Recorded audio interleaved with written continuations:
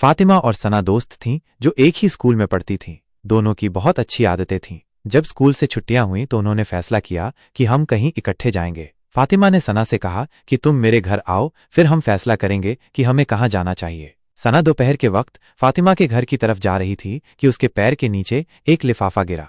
उसने लिफाफा उठाया और फातिमा के घर की तरफ चल रही थी। जब वो फातिमा के घर पहुंची तो उसने वो लिफाफा फातिमा को दिखाया। उन्होंने उसी वक्त लिफाफा खोला तो उसमें से एक पर्ची निकली। उस पर्ची पर एक घर का नक्शा बना हुआ था। उन्होंने फैसला किया कि हम जरूर इस घर जाएंगे। उसने अपने स्कूल बैग से किताबें निकालीं, दूसरी चीजें उसमें डालीं और नक्शे के मुताबिक घर की तरफ चलने लगीं। चलते चलते वह जंगल में पहुंच गईं।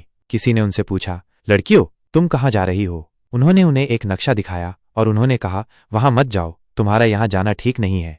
मुमकिन है कि तुम वहां से वापस भी ना आ सको। फातिमा और सना ने पूछा, वहां क्या हो रहा है?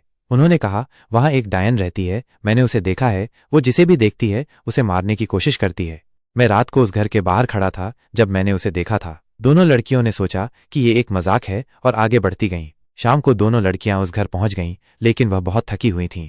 वो एक कमरे में दाखिल हुईं और अपने बैग बिस्तर पर रख दिए। उस वक्त उस घर में उनके सिवा कोई नहीं था। उन्होंने सारी बत्तियां बंद कर दीं और दोनों सो गईं। आधी रात को जब सना की आंख खुली तो उसे अजीब आवाजें सुनाई दीं। उसे अजीब आवाजें आ रही थीं, वह उन्हें सुन सकती थी। सना ने फातिमा को जगाया और कहा कि मुझे बहुत अजीब आवाजें आ रही हैं। फातिमा ने उससे कहा, चुपचाप सो जाओ, ये तुम्हारा वहम है।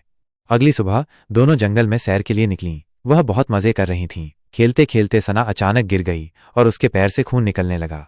फातिमा ने उसे सहारा दिया और घर लाकर कमरे में बिठाया और कहा कि मैं दूसरे कमरे से पट्टी लेकर आती हूँ। जब फातिमा दूसरे कमरे में गई तो सना को फिर अजीब आवाजें आने लगीं। उसने अपने आप से कहा कि शायद ये भी मेरा वहम है। इतने में फातिमा भी आ गई। फातिमा ने उसके पैर पर पट्टी बांधी और रात तक उसका पैर ठीक हो गया। दोनों लड़कियां सो गईं, लेकिन उसे आधी रात तक नींद नहीं आ रही थी।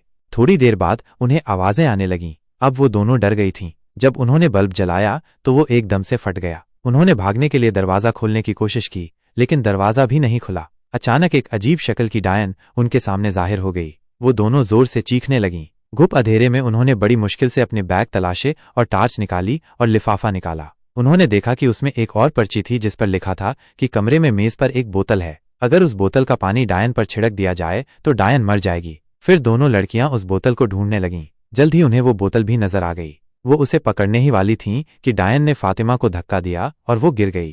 फातिमा बेहोश हो गई और बोतल सना के हाथ से गिर गई और घूमते हुए फातिमा के पास पहुंच गई। डायन ने सना को धक्का दिया। इतने में फातिमा की आंख खुल गई। उसने बोतल पकड़ी और डायन पर छिड़क दी और डायन गायब हो गई। दोनों ने फिर आराम से दरवाजा खोला और बाहर निकल गईं। वापसी पर उन्हें एक आदमी मिला जिसने उन्हें वहां जाने से मना किया था। दोनों लड़कियों ने उस आदमी को पूरा वाकया तफसील से सुनाया कि अब डायन चली गई है। फिर वो दोनों अपने घर वापस चली गईं।